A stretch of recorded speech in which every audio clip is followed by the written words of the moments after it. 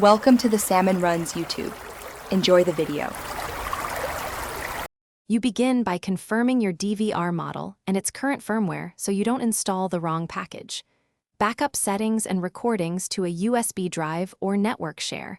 Once done, download the official firmware and its checksum from the vendor. Verify the checksum to ensure file integrity.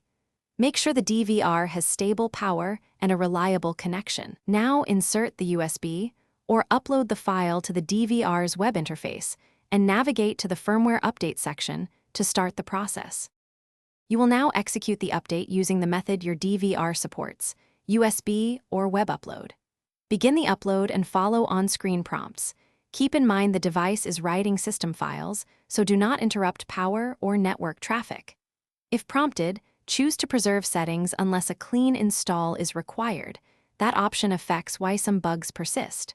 While the device reboots, monitor the progress indicator and log messages. If the updater requests multiple stages, allow each stage to finish fully before advancing to the next. You're finishing the process. Confirm the DVR now reports the new firmware version and restore settings from your backup if you performed a clean install. Then run a quick system test.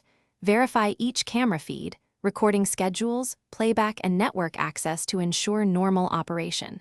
If something goes wrong, don't panic. Make note of error codes and try the vendor's recovery or safe mode tool to reflash firmware.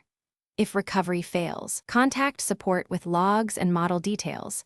This speeds troubleshooting and resolution. Thanks for watching. Consider subscribing if we helped you.